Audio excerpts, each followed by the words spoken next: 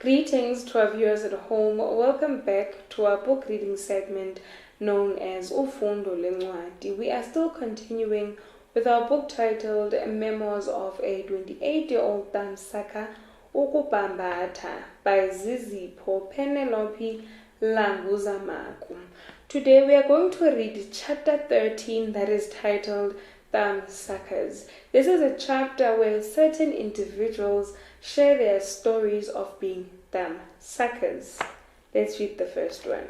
I used to suck my thumb when I was young, and I stopped because I started to become aware of and embarrassed about it. I also noticed that I was developing a lisp and that it was affecting my speech. Sucking the thumb gave me comfort and made me forget all my problems. If I could, I would go back to sucking my thumb any day.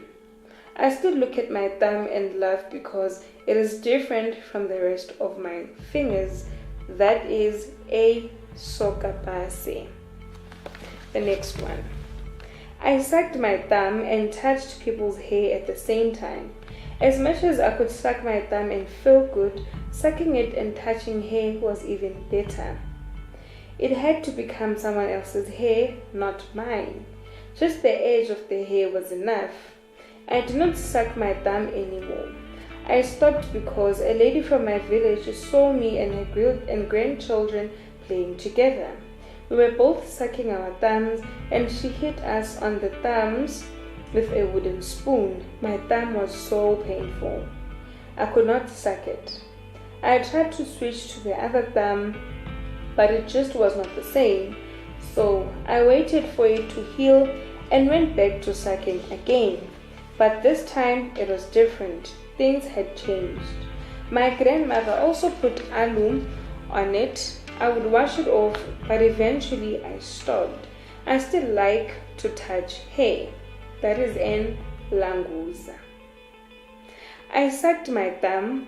I remember one time when I was part of a pageant, and when it came my turn to walk the stage, I came out and I just saw a lot of people screaming, which got me nervous. So I stopped in the middle of the runway and sucked my thumb. I do not remember if I continued or if I left the stage, but I remember sucking my thumb in the middle of the chaos. I stopped sucking my thumb because I noticed it was causing a lisp and my mom put alu on it. I would wash it off or suck it off, but things just were not the same after the alu incident. I do not suck my thumb anymore, at all. That is El Mako. I chew on my tongue and bite my lower lip. I do this every time I am nervous or need to focus on something. Whenever I panic or concentrate hard, I chew on my tongue and bite my lower lip very lightly. It helps to calm down and think clearly and soberly. I do not even realize that it was a habit. I thought it was just a thing I do. All of us in the family bite our lower lips. That is Z Toka. I used to suck my thumb. I stopped when I was 4 years old and my mother made sure that I stopped. She would hit my hand whenever I sucked my thumb. Sometimes she gave me the mum look. She also smeared alu on my thumb so that I could stop sucking my thumb. After I stopped sucking my thumb, I started chewing my nails. I think that was because I desperately needed something to fill the void of no longer being able to suck my thumb. So whenever I get nervous now, I chew my nails. That is MOT. I stopped sucking my thumbs in public when I was 14 years old, but I continued doing it in secret. My parents tried to make me stop by cutting my thumbs with a blade. They got sore when I sucked them. So I took a break for a while, but I sucked my thumb again as soon as they healed. I eventually stopped completely on my own when I started to have girlfriends. I knew that girls would not like to have a boyfriend that sucks their thumb. If I could suck my thumb without getting judged, I would suck my thumb. How it feels like divele ndiduke.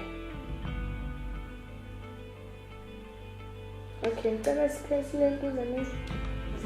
how it feels like ndivele ndiduke, meaning I just zone away.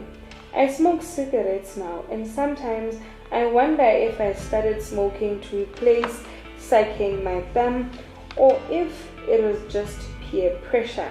That was anonymous. Well, viewers at home, that was the end of chapter 13 that was titled Thumb Suckers. This was a chapter where thumb suckers shared their story of being thumb suckers. Attached below is a photograph of the towel that Zizipho used to bambata. See you next time with our new book. Continue liking and sharing the Informer. Goodbye.